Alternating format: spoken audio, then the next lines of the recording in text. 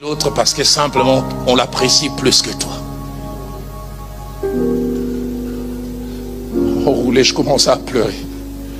J'ai dit, Seigneur, je pensais que j'étais fort. Mais je me rends compte que j'ai encore besoin de croître. Je pensais que j'étais rendu capable de gérer les succès de l'autre. Je me rends compte que je ne suis qu'un pauvre type. Quand j'ai voulu descendre du véhicule, j'ai appelé ce jeune homme, j'ai dit, pardonne-moi pour ce que je viens de dire. J'ai honte de moi-même. S'il y a quelqu'un en RDC qui, ces histoires, ça embellit les cœurs des gens lors de la prédication, c'est bien Papa Roland Dallot. Dans cette vidéo, j'ai repris une vidéo, je pense que plusieurs ont déjà eu à voir ça. Mais moi, ça m'a plu juste de le remettre aujourd'hui. Donc, il parlait au moment où il a ouvert l'église Philadelphie. Parce que l'église Philadelphie a été ouverte en 2008 à Kinshasa. Tout le monde connaît l'impact qu'a eu l'église. Même après une année, le voyageur rend compte que après une année, ils avaient déjà le budget d'$1 million. Donc, c'était incroyable. L'église s'est ouverte avec 1000 personnes. Donc, l'église Philadelphie a dit, sur le plan évangélique, il y a des records. Et il raconte comment il était devenu jaloux du pasteur Atoms. En 2010, quand il est parti, je ne sais pas où là, il a laissé le pasteur Atoms gérer l'église. Et la manière dont le pasteur Atoms enseignait, vraiment c'était assez impactant. Et dans ces croisades-là, il réunissait à peu près 3000 personnes. Mais quand il a laissé le pasteur Atoms, c'est allé jusqu'à 6000. Donc tu vois déjà le coup de cœur. Donc ça te fait voir déjà que les petits te remplacent, les petits te détrônent, des histoires comme ça. Voilà, mais il est marrant. Je te laisse voir la vidéo. Philadelphie a commencé en 2008 au mois de février. Toute l'année 2008, j'ai apporté des messages à tous les séminaires. Il y en avait 5 l'année. 2009, même. Et fin 2009, chaque séminaire, il y avait entre 2500 et 3000 personnes. 2010, le Seigneur me met à cœur de laisser le pasteur Atoms tenir un séminaire.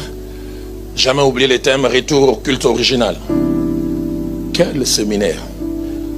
Je l'ai entendu prêcher. Je dis, ce jeune homme, il est né avec le fuite de la Bible ou quoi?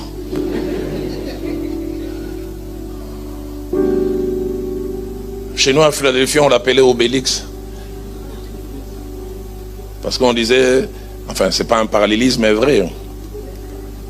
On disait l'onction, c'était comme la potion magique. Et on disait, nous, on a besoin de boire, mais lui, il était tombé dedans.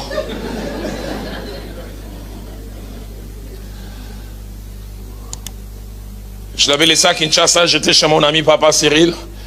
Les premiers soirs, on m'appelle, on dit, il y a eu 3500 personnes.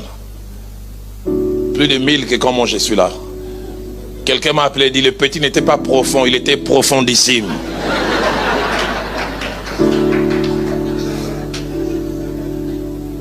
Au 3e jour, il y avait 5000 personnes. Et au 6e jour, quand on finit, il y avait 6000. 2 fois et demi plus que quand moi je suis là. Et j'oublie jamais, les vendredis soirs vers 22h, je reçois un mail écrit par un frère de l'église. Il dit, pasteur titulaire, là où tu augmentes l'entraînement.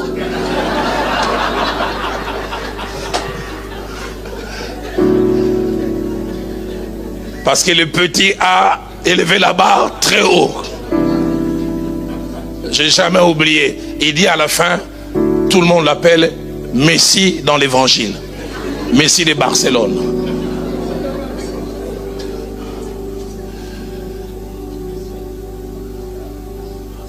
Quand j'ai lu ça, ces jours-là, je me suis rendu compte que j'étais un, mais j'avais 2 êtres en moi.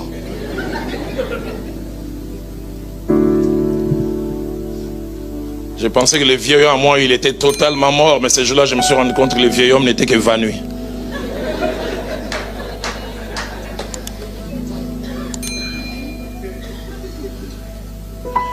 Le vieil homme me disait, Roland,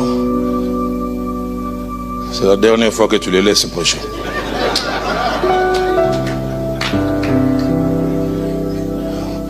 Sinon, on risque de t'oublier. Et le même vieux m'a encore inspiré. Il dit, quand tu rentres, ouvre-le pour une église au Bandundu.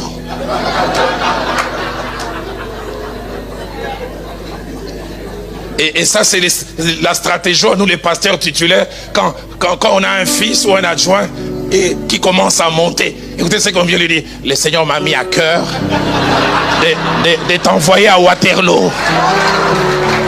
Le Seigneur n'a pas mis à cœur. Tu as peur.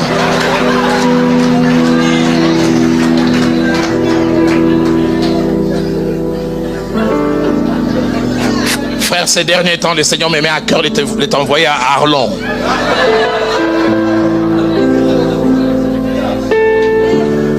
Mais l'autre partie de moi-même disait, Roland, réjouis-toi.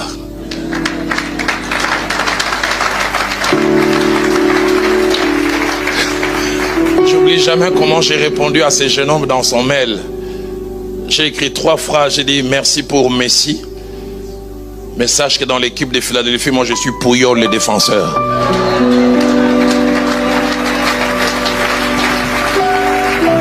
J'ai dit tout le monde n'est pas appelé à dribbler. Il doit y avoir aussi des défenseurs. Et ces jours-là, loin, j'ai commencé à me sentir à danger. Est-ce qu'il faut laisser ce jeune homme? Je sais qu'il n'y a que moi qui ai ressenti ça. Les 100 hommes qui sont ici ne ressentent pas ça. Je me retrouve à l'est de notre pays, à Bukavu. Novembre 99. Je suis invité dans une église qui s'appelle Sinai Temple. Je prêche de lundi à jeudi. Plus de 2000 personnes, Dieu se manifeste. Et je prêchais le soir de 17h à 18h30. Et le lendemain de 9h à midi, on me donnait la possibilité de recevoir les gens. On a commencé à m'appeler Roland, il est le pape de Bukavu. À cause de l'impact de la parole et des gens qui venaient. J'arrivais à 9h, je trouvais plus de 100 personnes qui attendaient pour être reçues par moi. Les jeudis, j'ai fini de prêcher. Plutôt les vendredis matin, les jeudis, le pasteur me dit, il y a un vieux pasteur venu de Ouvira que j'ai connu il y a quelques années, laisse-le prêcher. Moi, je n'étais qu'un enseignant systématique, avec des points et des sous-points. Les vendredis là, le papa là de Bukavu va prêcher 20 minutes, pas en français. Il disait même qu'il ne connaît pas français. C'est les Swahili. Léo, Roya Mungu. Aujourd'hui, l'esprit, il a commencé à prêcher. Quelle présence de Dieu. Et moi, j'avais l'impression que ma chaise bougeait. Je disais, Seigneur, que je ne tombe pas ici. Il a commencé à prier. J'ai vu le goitre disparaître. Il avait des charismes impossibles. Mais quand vous les regardez, c'était un homme informe et vide comme la terre au commencement. Il était un peu comme la description de Jésus dans Ésaïe 53. Il n'avait ni beauté, ni éclat pour attirer nos regards. Un homme quelconque mais puissant. Un jeune homme vient me dire à la fin, papa Roland, toi tu as les Français, lui il a l'onction.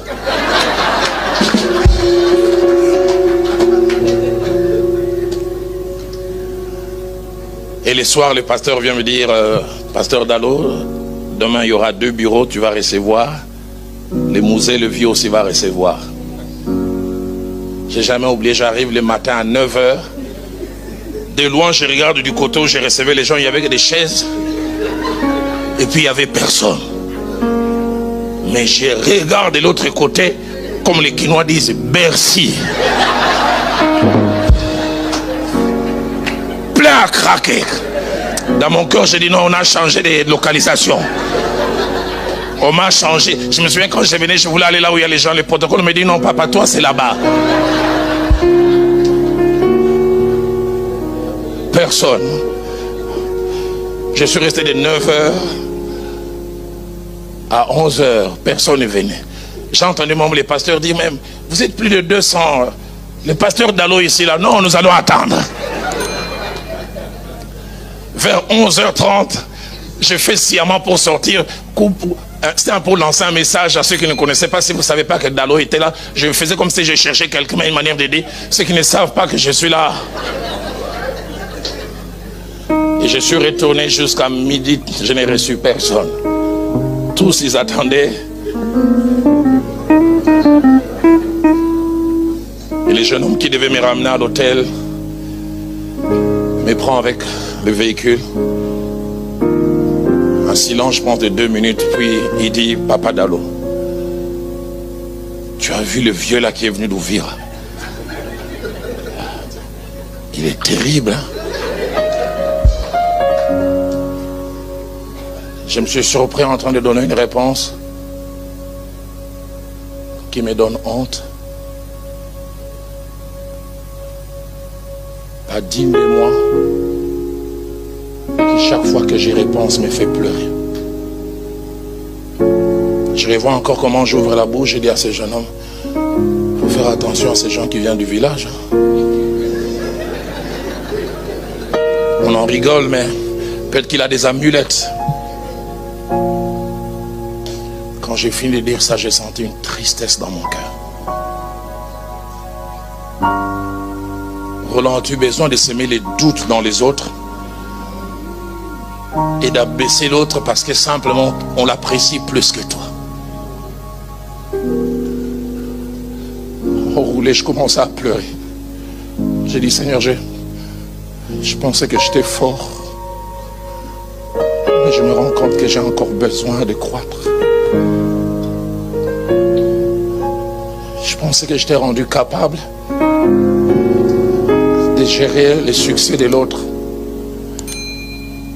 Je me rends compte que je ne suis qu'un pauvre type. Quand j'ai voulu descendre du véhicule, j'ai appelé ce jeune homme, j'ai dit, pardonne-moi pour ce que je viens de dire.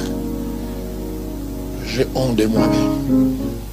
Ce jeune homme me le dira après, il dit, toute l'appréciation, le respect qu'il avait pour moi, c'était totalement écroulé. Je n'avais pas prévu un jeûne, mais je n'ai plus mangé 2 jours. Je suis rentré ce soir, là, cet après-midi, là, je me suis couché dans ma chambre 3 heures. J'ai pleuré, ça coulait des yeux. J'ai dit, Seigneur, enlève ces monstres qui sont en moi. Enlève. Rends-moi capable de me réjouir. Où est le problème que ces goitres soient guéris par quelqu'un d'autre et pas par moi? Ces vies qui ont été changées, où est le problème? Appelez. Quel état de votre cœur? J'ai vécu une scène il y a 22 ans à l'est de notre pays, à Goma. Et ce jour-là, je suis arrivé à une conclusion. Dieu merci que Dieu cache nos cœurs. Si nos cœurs étaient étalés, vous serez étonné de savoir ce qu'il y a dans celle qui vous appelle ma copa.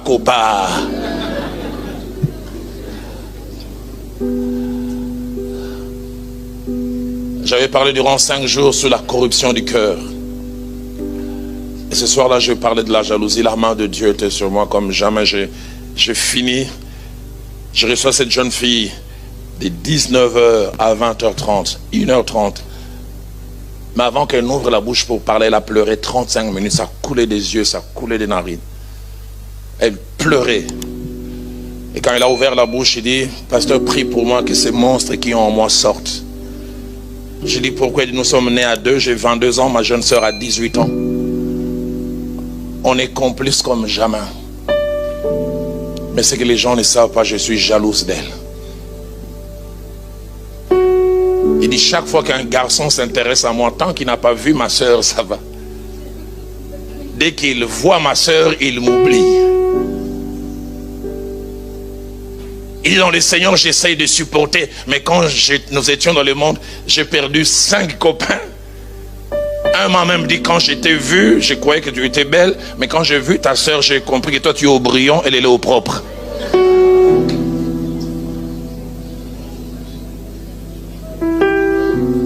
J'ai aimé la sincérité de cette jeune fille. Et elle m'a dit une chose à la fin qui m'a brisé le cœur. Elle m'a dit, il y a 2 semaines, ma jeune soeur était malade, aux soins intensifs. Pasteur, tu sais quoi? Je souhaitais qu'elle meure.